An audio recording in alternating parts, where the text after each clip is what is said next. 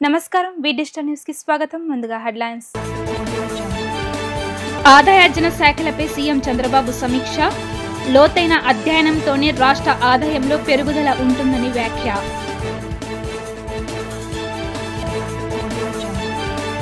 అటవీ భూముల్ని ఆక్రమించిన పెద్దిరెడ్డి కుటుంబ సభ్యులపై అటవీ చట్టాల కింద కేసులు పెట్టాలన్న ఉప ముఖ్యమంత్రి పవన్ కళ్యాణ్. సహకరించిన అధికారులపై శాఖపరమైన చర్యలు తీసుకోవాలని ఆదేశం.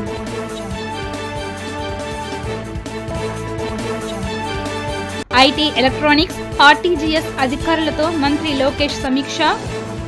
ప్రతి పెద్ద కంపెనీకి ఒక నోడల్ ఆఫీసర్ను నియమించాలని ఆదేశం.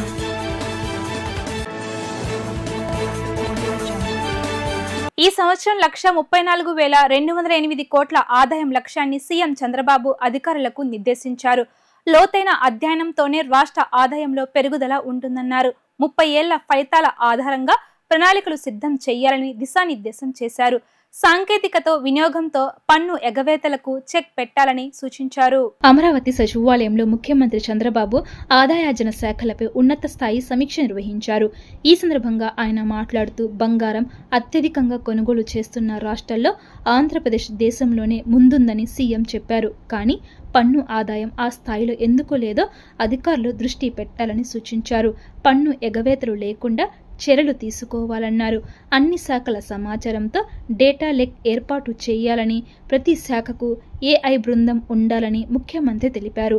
పన్ను చెల్లింపుదారులకు ఆర్టిఫిషియల్ ఇంటెలిజెన్స్ టూల్ ద్వారా సేవలు అందించేలా వచ్చే 2-3 నెలల్లో ఏఐ ఆధారిత పన్నుల వ్యవస్థను ఏర్పాటు చేయాలని సీఎం స్పష్టం చేశారు.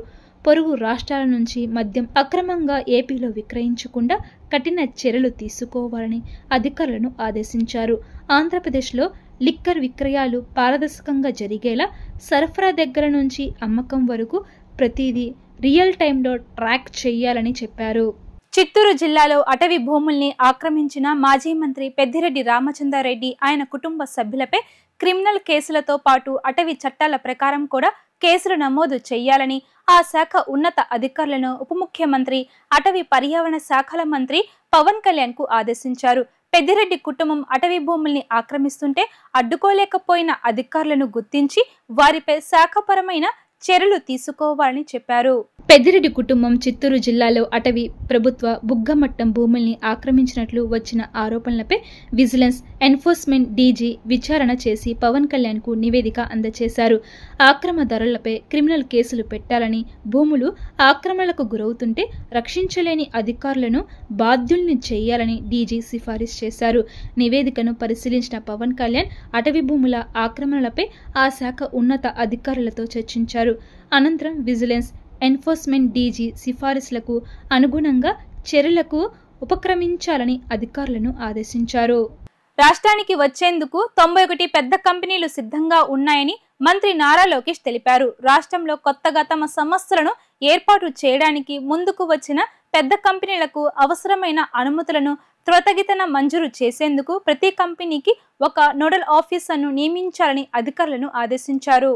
ఉండవల్లిలోని నివాసంలో ఐటీ, ఎలక్ట్రానిక్స్ శాఖల ఉన్నత అధికారులతో మంత్రి లోకేష్ సమీక్షించారు. విశాఖ నగరాన్ని అత్యాధునిక సాంకేతికతల కేంద్రంగా, ఐటీ హబ్గా తీర్చాలి అనేదే ప్రభుత్వ లక్ష్యమని, ఇందుకోసం ప్రణాళికలు రూపొందించాలి అని మంత్రి స్పష్టం చేశారు. రాష్ట్రంలో యూనిట్ల స్థాపనకు ఆసక్తి చూపుతున్న కంపెనీల పెట్టుబడులు, ఉద్యోగాలపై మంత్రి సమీక్షిస్తూ ఇప్పటి వరకు 91 ఐటీ, ఎలక్ట్రానిక్స్ కంపెనీలు 91,839 కోట్ల పెట్టుబడులతో 1,41,407 ఉద్యోగాలు కల్పించేందుకు ముందుకు వచ్చాయని అన్నారు. వాటికి త్వరితగతిన అనుమతులు మంజూరు చేయాలని ఆదేశించారు. సాధ్యమైనంత త్వరగా కంపెనీలు ఏర్పాటు చేసేలా సంబంధిత కంపెనీల ప్రతినిధులతో సంప్రదింపులు జరపాలి అన్నారు.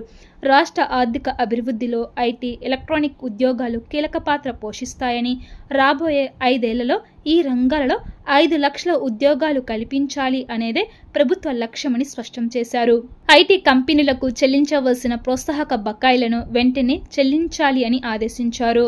ఆపరేషన్ సింధూర్ విజయవంతం అవడంతో ఈ నెల 15 నుంచి 18 వరకు రాష్ట్ర వ్యాప్తంగా బీజేపీ తరపున తిరంగా ర్యాలీ నిర్వహిస్తున్నట్లు జమ్మలమడుగు ఎమ్మెల్యే ఆదినారాయణ రెడ్డి తెలిపారు.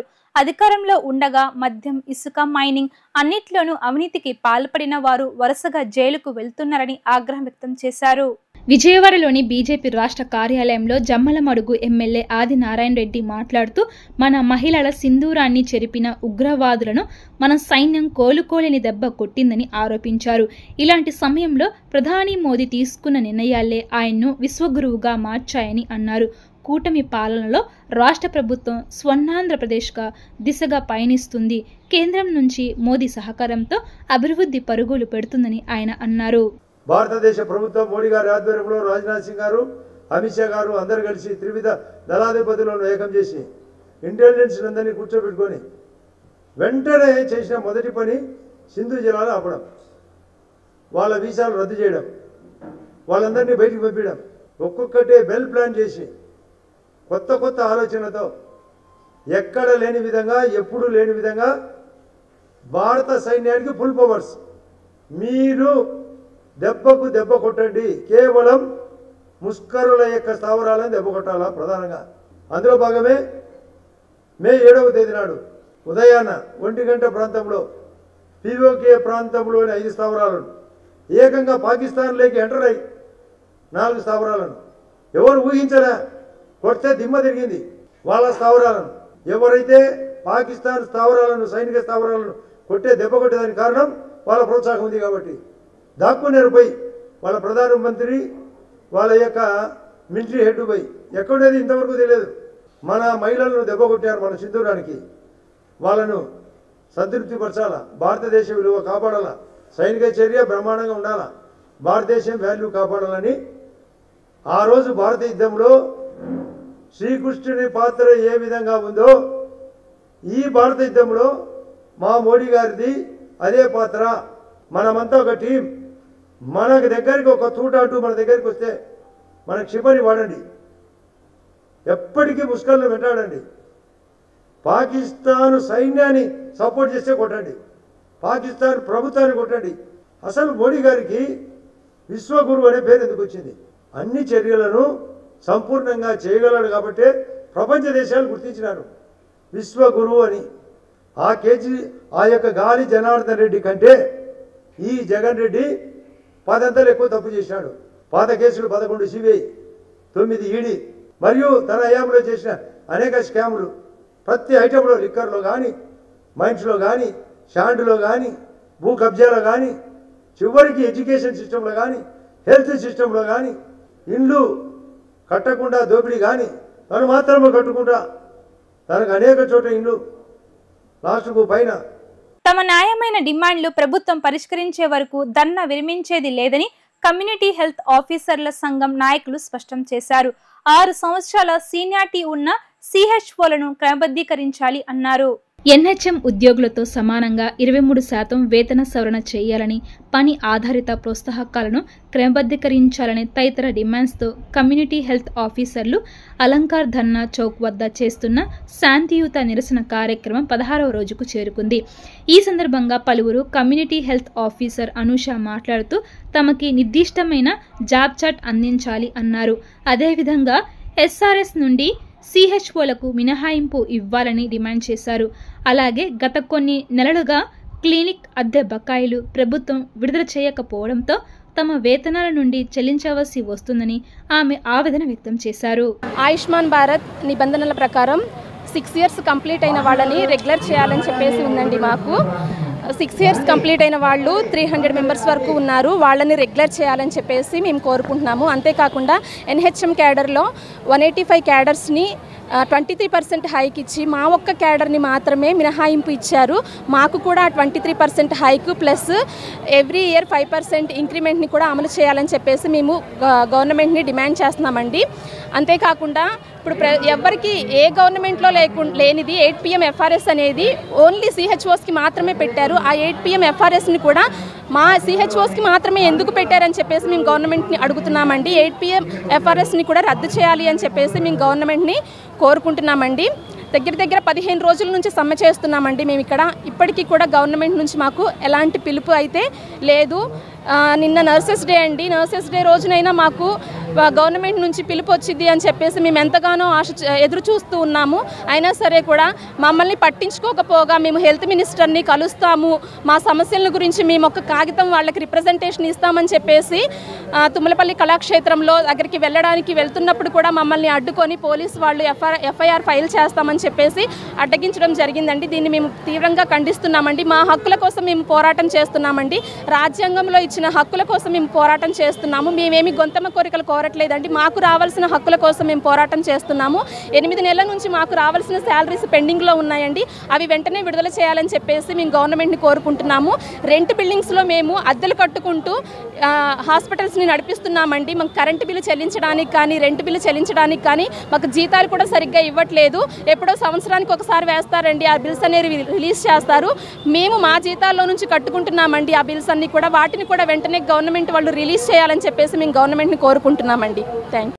రాయలసీమతో పాటు తెలంగాణ జిల్లాలోని గ్రామీణ ప్రాంతాల్లో 5 దశాబ్దాలకు పైగా సేవా కార్యక్రమాలు నిర్వహిస్తున్న రూరల్ డెవలప్మెంట్ ట్రస్ట్ కు FCRA రెన్యువల్ ను కేంద్ర ప్రభుత్వం నిలిపివేయడంతో ఎదురవుతున్న సమస్యలను కూటమి ప్రభుత్వం దృష్టికి తీసుకువెళ్లడం జరుగుతుందని అఖిలపక్ష సంఘ నేతలు తెలిపారు. FCRA రిజిస్ట్రేషన్లు రెన్యువల్ చేయకపోవడంతో విదేశాల నుంచి నిధులు ఆగిపోవడంతో పాటు ఇప్పటికే వచ్చిన నిధులు వాడుకోవడానికి వీల్లేకుండా పోయిందని అఖిలపక్షం నాయకులు ఆవేదన వ్యక్తం చేశారు. దీంతో ఆ సంస్థ నిర్వహిస్తున్న పలు ఆసుపత్రులు మూతపడే పరిస్థితి తలెత్తిందని ముఖ్యమంత్రి దృష్టికి తీసుకువెళ్లడం జరుగుతుందని తెలిపారు. నగరంలోని దాసరి భవనంలో అఖిలపక్షం ఆధ్వర్యంలో రూరల్ డెవలప్మెంట్ ట్రస్ట్ సేవలను యథావిధిగా కేంద్ర ప్రభుత్వం కొనసాగించాలని డిమాండ్ చేస్తూ రౌండ్ టేబుల్ సమావేశం నిర్వహించారు. ఈ సమావేశానికి సిపిఐ రాష్ట్ర కార్యదర్శి రామకృష్ణ, సిపిఎం రాష్ట్ర కార్యదర్శి శ్రీనివాసరావు, మాజీ మంత్రి వడ్డే, తెలుగుదేశం నాయకులు, కార్మిక సంఘం నాయకులు, స్వచ్ఛంద సంస్థ ప్రముఖులు, కళాకారులు పాల్గొన్నారు. ఈ సందర్భంగా అఖిలపక్ష సంఘం నాయకులు మాట్లాడుతూ దేశంలో మతం పేరుతో ప్రజల మధ్య ఐక్యతను దెబ్బతీసేలా కేంద్రంలోని బీజేపీ పాలన కొనసాగుతుందని అభిప్రాయపడ్డారు. హిందూ ముస్లింల మధ్య ఐక్యతను దెబ్బతీసేలా వ్యవహరిస్తున్న బీజేపీ ఆర్ఎస్ఎస్ల అడుగులకు మడుగులు వత్తేలా కొందరు రాజకీయ నాయకులు రాష్ట్రంలో ఉండడం విచారకరం అన్నారు. రాయలసీమ ప్రజలకు విశిష్ట సేవలు అందిస్తున్న రూరల్ డెవలప్మెంట్ ట్రస్ట్ కి సంబంధించిన FCRA రెన్యువల్ కాకుండా కేంద్రం అడ్డుకోవడం సరికాదన్నారు. ట్రస్ట్ రెన్యువల్ నిలిచిపోవడం వల్ల దేశాల నుండి నిధులు ఆగిపోవడం, అనంతపురం, తెలంగాణ జిల్లాలో పేదల అభివృద్ధి పూర్తిగా అధ్వాన స్థితిలో ఉందని ఆవేదన వ్యక్తం చేశారు. ట్రస్ట్ సేవలు అందరికీ అందాలంటే కేంద్ర ప్రభుత్వం ట్రస్ట్ సేవలను కొనసాగించే విధంగా అనుమతులు ఇవ్వాలని డిమాండ్ చేశారు. త్వరలో రాష్ట్ర ముఖ్యమంత్రిని అఖిలపక్షం సంఘం నాయకులు కలవడం జరుగుతుందని పేర్కొన్నారు. ఇవాళ అనంతపురం జిల్లా కేంద్రంగా RDT సంస్థ గత కొన్ని దశాబ్దాలుగా అనేక రకాల సేవలు అందించింది. విద్యారంగంలో, వైద్య రంగంలో, గ్రామీణ ప్రాంతాల్లో చిన్న చిన్న కుంటలు అవన్నీ కూడా నీటిపారుదల సౌకర్యాలు సమకూర్చడంలో, వాళ్ళకి ఇల్లు నిర్మించడంలో ఎన్నో ఇది చేయడమే కాకుండా మహారాష్ట్ర లాంటి చోట్ల లాతూర్ లాంటి భూకంపాలు వచ్చినప్పుడు, హుదూద్ తుఫాను వచ్చినప్పుడు ప్రతి సందర్భంలో కూడా మేమున్నామంటూ అక్కడికి వెళ్ళి అక్కడ సేవలు నిర్వహించారు. అలాంటి సంస్థ పైన ఇవాళ కేంద్రంలో అధికారంలో ఉన్న బీజేపీ ప్రభుత్వము మత ప్రాతిపదిక పైన వారిపైన చర్యలు చేపట్టాలని ప్రయత్నం చేయడం సమంజసం కాదు. ఇవాళ రాష్ట్రంలో ఉంటున్న ఏ పార్టీ వాళ్ళని అడిగినా, ఈవెన్ బీజేపీ వాళ్ళని అడిగినా, తెలుగుదేశం వాళ్ళని అడిగినా ప్రతి పార్టీ వారికి కూడా తెలుసు వారు మతాలకు, కులాలకు అతీతంగా పేదలందరికీ కూడా సముద్ధరించడానికి, వారికి సహాయం చేయడానికి వారు ప్రయత్నం చేశారు తప్ప ఎక్కడ కూడా వారు మతాన్ని చొప్పించలేదు. రాజకీయంగా దేంట్లో కూడా వాళ్ళు ఇన్వాల్వ్ కాలేదు. ఎందుకంటే ఇన్ని ఎలక్షన్లు 5 ఏళ్ళకు ఒకసారి జరుగుతున్నాయి, లోకల్ బాడీ జరుగుతూ ఉన్నాయి. ఏనాడు కూడా వారు ఎన్నికల్లో రాజకీయాల్లో పాల్గొనడం కానీ, మత ప్రాతిపదిక పైన డిబేట్ వాటిలో పాల్గొనడం కానీ ఎక్కడా వారు చేయలేదు. దానికి తోడు ఇంకోటి ఏమంటే అందరితో కూడా వారు మంచిగా ఉండి అక్కడ కార్యక్రమాలు నెరవేర్చారు. ప్రజలందరూ కూడా వారిని చూసి చేస్తూ ఉన్నారు. కాబట్టి దాన్ని కాపాడడానికి మన ప్రభుత్వం చేయాలి. చాలా సంతోషం ఏమంటే మొన్ననే మన రాష్ట్రానికి చెందిన 2 మంత్రులు పయ్యావుల కేశవ్ గారు, సత్యకుమార్ యాదవ్ గారు వారు కూడా RDTకి వెళ్ళి వాళ్ళని విచారించి వారు కూడా సంఘీభావం తెలియజేశారు. కాబట్టి ఏమంటే ఇవాళ భారతీయ జనతా పార్టీ మొదలుకొని కమ్యూనిస్ట్ పార్టీ వరకు అన్ని పార్టీలు కూడా అది RDT ఉండాలని కోరుకుంటూ ఉన్నారు. దాన్ని నిలబెట్టడానికి ముఖ్యమంత్రి గారు స్వయంగా రంగంలోకి దిగాలని కేంద్ర హోంమంత్రి గారితో కూడా మాట్లాడి వారికి నిధుల విషయంలో ఎలాంటి ఇబ్బంది లేకుండా చూడాలని చెప్పి విజ్ఞప్తి చేస్తూ ఉన్నాం. ప్రభుత్వానికి ప్రతీకగా నిలిచినటువంటి మదర్ తెరీసా ఈ భారతదేశంలో ఆమె సేవలు ఏ విధంగా కొనసాగాయో అదేవిధంగా అంతకంటే మిన్నగా అనంతపురం జిల్లా, అదేవిధంగా అనావృష్టి జిల్లా అనేటువంటి అనంతపురం జిల్లా, రాయలసీమలో ఇతర ప్రాంతాల్లో కూడా విన్సెంట్ ఫెర్రర్ అనేటువంటి ఆ మహోన్నతుని యొక్క సేవలు అనేక దశాబ్దాలుగా ఆ జిల్లాలో లక్షలాది మంది ప్రజలకి వినియోగించుకోవడం జరిగింది.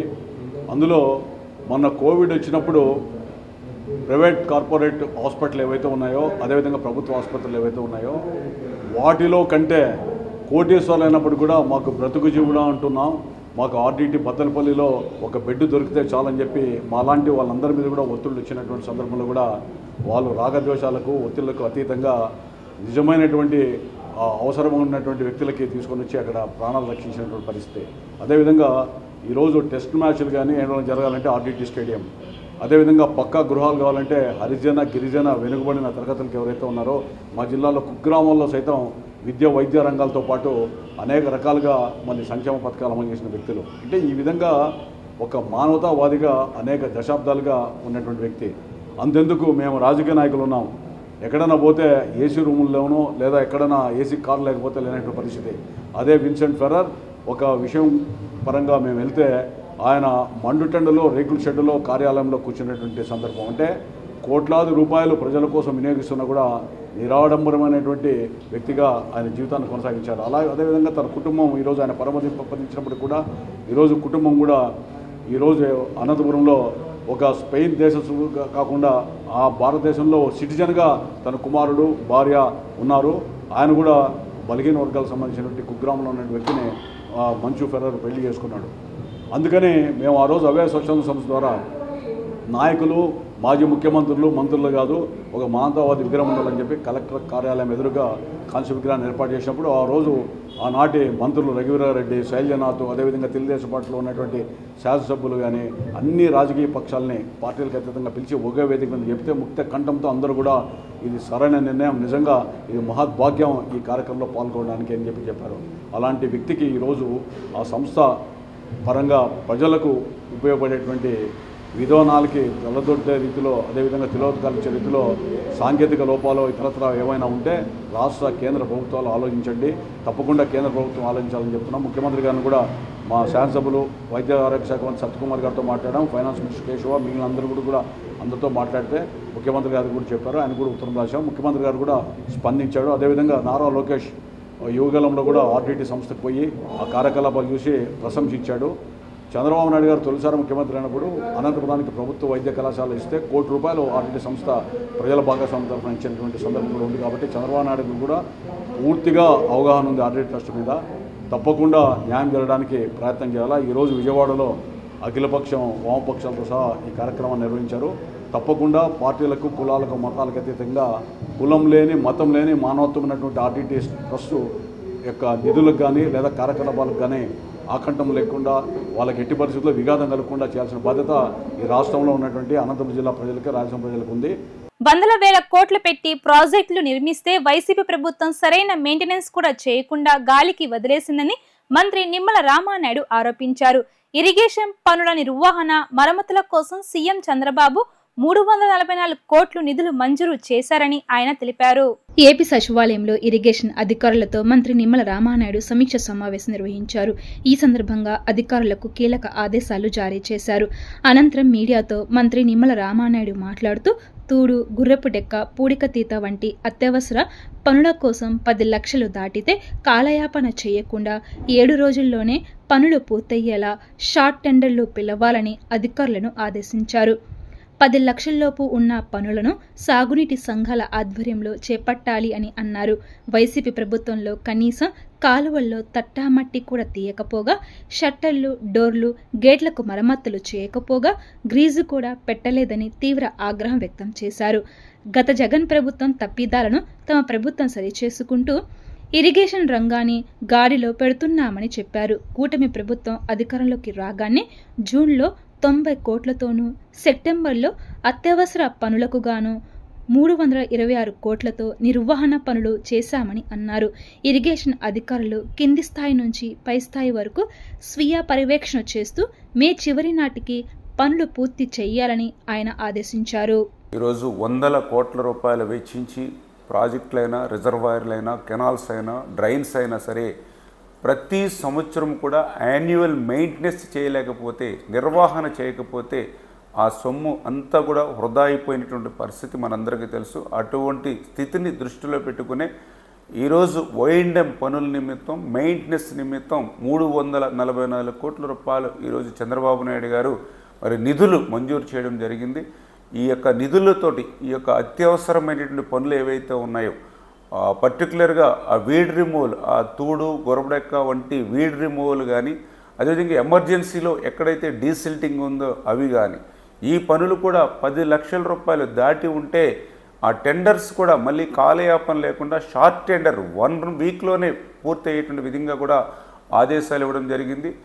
10 లక్షల రూపాయలు లోపు ఉన్నటువంటి పనులు ఏవైతే ఉన్నాయో అవన్నీ కూడా ఆ యొక్క నీటి సంఘాలు ఏదైతే WA, distributary committee, project committee ఎవరైతే ఉన్నారో వాళ్ళ పరిధిలో ఆ పనులన్నీ కూడా చేపట్టేటువంటి విధంగా తగిన ఆదేశాలు కూడా ఇవ్వడం జరిగింది. ఎందుకంటే గతంలో 5 సంవత్సరాల వైఎస్ఆర్సీపీ పాలనలో ఈ మెయింటెనెన్స్ పనులన్నీ కూడా గాలికి వదిలేసినటువంటి పరిస్థితుల్లో, 5 సంవత్సరాల్లో ఎక్కడ కూడా ఒక తట్ట మట్టి తీయనటువంటి పరిస్థితుల్లో, 5 సంవత్సరాల్లో ఎక్కడ కూడా డోర్సు, షట్టర్సు, రోప్స్ వంటి వాటికి మరమ్మతుల మాట నుంచి కనీసం గ్రీజు పెట్టి కూడా మెయింటెనెన్స్ చేయలేనటువంటి స్థితిలో ఏదైతే విధ్వంసకరమైనటువంటి ఇరిగేషన్ వ్యవస్థ ఏదైతే చేర్చారో దాన్ని మళ్ళీ సరిదిద్దుకుంటూ, అంటే గత ప్రభుత్వం చేసినటువంటి తప్పులను ఒక్కొక్కటి సరి చేసుకుంటూ ప్రభుత్వం అధికారంలోకి వచ్చిన తర్వాత జూన్ నెలలో, ఎందుకంటే గత ప్రభుత్వం వీడ్ రిమూవల్ కూడా మర్చిపోతే అప్పటికప్పుడు జూన్ నెలలో 90 కోట్ల రూపాయలు రిలీజ్ చేసి ఆ వీడ్ రిమూవ్ కానీ, అదేవిధంగా అత్యవసర పనుల నిమిత్తం డిజాస్టర్ మేనేజ్మెంట్ నుంచి 324 కోట్ల రూపాయలు నిధులు మంజూరు చేసి ఆ పనులు జరపడం కానీ, మళ్ళీ ఈరోజు 344 కోట్ల రూపాయలు అక్షరాల ఈ యొక్క ఓఎండ్ఎం మెయింటెనెన్స్ నిమిత్తం ఈరోజు నిధులు మంజూరు చేయడం అని అంటే గత 5 సంవత్సరాల పాలన పాపం నుండి మళ్ళీ ఈ యొక్క ఇరిగేషన్ వ్యవస్థను, మళ్ళీ సాగునీటి వ్యవస్థను మళ్ళీ ఆఖరి ఎకరం వరకు, ఆఖరి రైతు వరకు కూడా ఆ సాగునీటిని తీసుకెళ్లాలనే ఆలోచనతో పనిచేస్తున్నాం. ఈ 344 కోట్ల రూపాయలతోటి చేపట్టేటువంటి ఈ పనుల్ని క్రింది స్థాయిలో ఏఈ మరి గ్రౌండ్ లెవెల్లో ఉండి పర్యవేక్షణ చేయాలి. ఎవరైతే సిఈ, ఎస్సీలు ఎవరైతే ఉన్నారో ఎప్పటికప్పుడు మానిటరింగ్ చేసుకుంటూ ఈ మే నెలాఖరికే ఈ పనులు పూర్తి అయ్యేటువంటి విధంగా, వచ్చే ఖరీఫ్ సీజన్ కల్లా ఈ పనులు పూర్తి అయ్యేటువంటి విధంగా తగినటువంటి ప్రణాళికాబద్ధంగా నాణ్యతతో కూడినటువంటి పనులు చేపట్టాలని చెప్పేసి కూడా అధికారులు కూడా స్పష్టంగా ఆదేశాలు ఇవ్వడం జరిగింది. కేశినేని నాని ఆర్థిక నేరాలపై సిబిఐ, ఈడీలతో ఉన్నత స్థాయి విచారణ జరిపించాలని టీడీపీ రాష్ట్ర అధికార ప్రతినిధి నాగుల్ మీరా డిమాండ్ చేశారు. ఆక్రోశంతో కేశినేని నాని టీడీపీపై నిందారోపణలు చేస్తున్నారని ధ్వజమెత్తారు. అసూయ, అహంకారంతో తల్లి, చెల్లి, స్నేహితులందరినీ దూరం చేసుకుని ఒంటరి వాడయ్యారని ఎద్దేవా చేశారు. కేశినేని హోటల్స్ ప్రైవేట్ లిమిటెడ్ పై అప్పు తెచ్చిన కేశినేని నాని బ్యాంకుకు లోన్ ఎగ్గొట్టారని ఆరోపించారు. ఆ డబ్బును షెల్ కంపెనీలకు మళ్లిస్తున్నారన్నారు. హోటల్ డైరెక్టర్లను మార్చేసి కూతుర్ల పేరుతో ఆంధ్ర రెస్టారెంట్ ను అదే హోటల్లో నడుపుతున్నారంటూ ధ్వజమెత్తారు. కేశినేని నాని మాట్లాడుతున్నటువంటి తీరును మేము గమనిస్తుంటే దొంగతనం చేసి దొంగ అరిసినట్టు, ఒక అవినీతి పరుడు నీతి వ్యాఖ్యలు చెప్పినట్లుగా మాకు కనపడతాం. ఒక అసూయతోటి, ఆక్రోశంతో వాళ్ళ కేశినేని చిన్ని ఏదైతే పార్లమెంటులో ప్రజాదరణను చూసి ఓరవలేక అద్భుతమైనటువంటి అభివృద్ధి పదంలో నడిపిస్తున్న దాన్ని చూడలేక ఏదో ఒక రకంగా గుడ్డగాల్చి పైనేస్తే, ఒక 100 అబద్ధాలు ఆడితే ఏదన్నా కనీసం 2 అబద్ధాలైనా నమ్మరా అనేటువంటి ఒక అపోహలో వాళ్ళ నాని బ్రతుకుతూ ఉన్నాడు. నేను సూటిగా నానిని అడుగుతూ ఉన్నాను, నీతో దగ్గరగా ఉన్నా నేను 25 ఏళ్ళు, నీ సంగతి అంతా నాకు తెలుసు. నువ్వు ఏ రోజుకు పిల్లికి భిక్షం పెట్టినోడివి కాదు. ఒక అహంకారపూరితంగా నువ్వు వ్యవహరించిన తీరికి ఇవాళ నీ చుట్టుపక్కల ఎవరు లేరు, నీ స్నేహితులు లేరు, నీ దగ్గరగా ఉన్నటువంటి వాళ్ళు లేరు, చివరికి మీ అమ్మ చెల్లి కూడా నీతో లేరు. ఇంకా ఏ ముఖం పెట్టుకొని ఈ రకమైనటువంటి తప్పుడు అసత్య ఆరోపణలు చేస్తున్నావో వాళ్ళ ప్రజలు అసహించుకుంటున్నారనేటువంటి విషయం నువ్వు గుర్తుపెట్టు. ఇక నీ సంగతికి వస్తే నువ్వు ప్రజాస్వామ్యం గురించి, అవినీతి గురించి ఉపన్యాసాలు చెప్తున్నావు కదా ట్విట్టర్ల ద్వారాగా. ఇవాళ నువ్వు కేసినేని హోటల్స్ ప్రైవేట్ లిమిటెడ్ పైన ఇండియన్ ఓవర్సీస్ బ్యాంకులో నువ్వు ఎన్ని కోట్లు అప్పు తీసుకున్నావు? 42 కోట్ల అప్పు. దానికి ఒక్క రూపాయి కట్టకుండా, అది ఎన్పి అయిన నేపథ్యంలో దాని డైరెక్టర్లు మార్చేసి దాన్ని తిరిగి ఆంధ్ర క్యాంటీన్ అనేటువంటి ఒక పేరుని క్రియేట్ చేసి నువ్వు హోటల్ బాగా నడుస్తుంది, రెస్టారెంట్ బాగా నడుస్తూ ఉంది, డబ్బులు విపరీతంగా వస్తూ ఉన్నాయి. మరి ఈ డబ్బులు నువ్వెందుకు బ్యాంకుకి కట్టట్లేదు? బ్యాంకులో నీ లోన్ ఎందుకు ఎన్పి అయింది? అంటే బ్యాంక్ ఇచ్చిన సొమ్ము ప్రజల సొమ్ము కాదా అని మేము అడుగుతా ఉన్నాం. నువ్వు ఈ డబ్బులన్నిటినీ నువ్వు పొద్దాక సెల్ కంపెనీ అంటావు కదా, నువ్వు దానికి మారుస్తున్నావు సెల్ కంపెనీలు.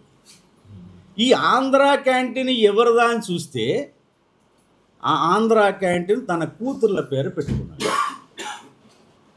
అంటే నువ్వు పెట్టిన లోన్ ఏమో ఎన్పి అయింది, అది ఆ డైరెక్టర్లు మార్చేసావు, వాళ్ళు ట్రిబ్యునల్కి వెళ్ళారు. అందులో నువ్వు డైరెక్టర్ల నుంచి నువ్వు నీ కూతురు బయటకు వచ్చేసారు.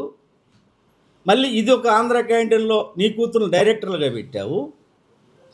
దీని వ్యాపారంతో నువ్వు ఈ డబ్బుని ఇతర సెల్ కంపెనీలకు నువ్వు పంపిస్తా ఉన్నావు. వార్తలు ముగించే ముందు హెడ్లైన్స్ మరోసారి. ఆదాయార్జన శాఖలపై సీఎం చంద్రబాబు సమీక్ష.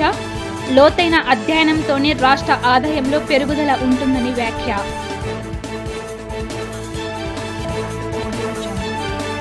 అటవీ భూముల్ని ఆక్రమించిన పెద్దిరెడ్డి కుటుంబ సభ్యులపై అటవీ చట్టాల కింద కేసులు పెట్టాలన్న ఉప ముఖ్యమంత్రి పవన్ కళ్యాణ్. సహకరించిన అధికారులపై శాఖపరమైన చర్యలు తీసుకోవాలని ఆదేశం.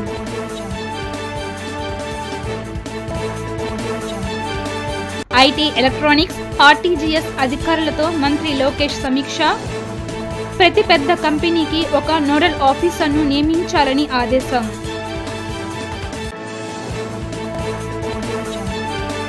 ఇవి ఇప్పటి వరకున్న అప్డేట్స్. కీప్ వాచింగ్ వి డిజిటల్ న్యూస్.